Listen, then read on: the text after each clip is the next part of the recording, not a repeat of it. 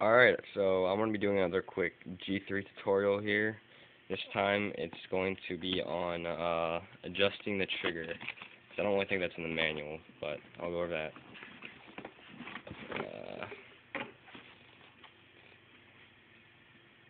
So let me get the gun out. So yeah, you're going to need the gun itself and just this little bag of Allen keys there. And then I'm going to put the rest of this stuff to the side. And grab the G3. I'd really need like a tripod or something. I hate holding this camera. And my chair is really squeaky.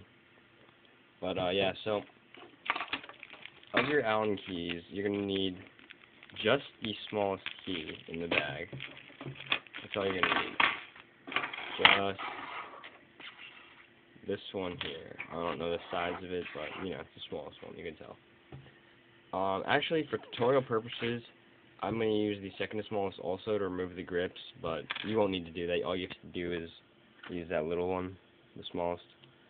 But yeah, real quick I'm going to remove the grips, just to show you what the trigger's doing on the board, because it's an optical board, so you're not clicking a micro switch like you would on a lot of guns. You're actually like breaking a beam of light, I think.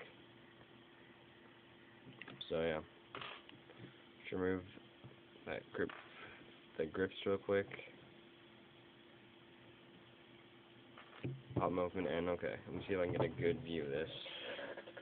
Right in there, you can see right there, the end of the trigger, and there's like a little black box behind it with two holes in it. Yeah, that's what is doing the little activation. That's what's sensing that you pull the trigger. Is when this little piece right here I'm touching with my thumb. It's when that probably like goes in front of them. I'm not exactly sure how it works, but it's when it goes in front of those little holes there. And yeah, so it registers that you fired the gun. So I'm going to power this thing on really quick. So yeah, you can hear when I click the trigger, the solenoid, you can hear it kind of clicking. And so it's whenever the trigger passes in front of those little things, it clicks. So I already have my trigger tuned. That's why I've got a really small trigger pull, and it's really nice. I like it. Except for the side to side on this trigger.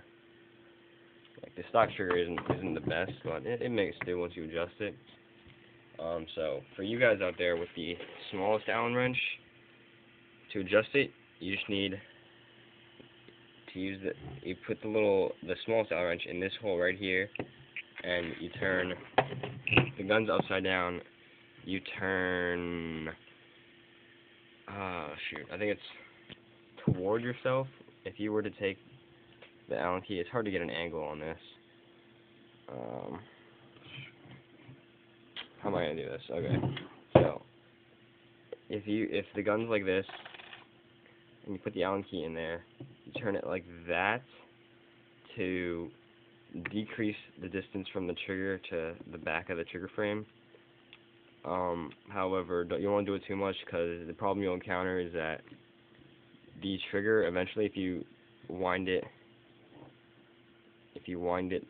this way enough, this piece right here will always be in front of that little black little box there, so you won't even need to pull the trigger. It'll just always be activated, and the gun won't really fire.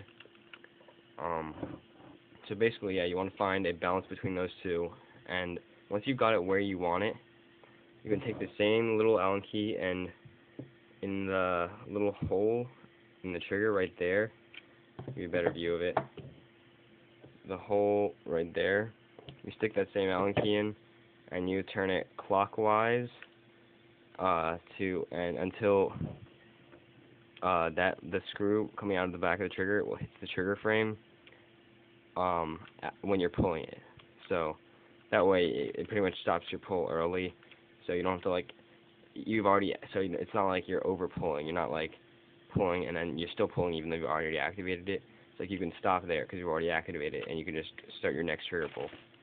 So yeah, it just makes it all faster, and so the trigger's not too bad now actually. It's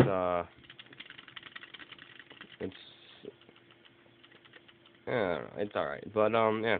Hope this video helps. And yeah.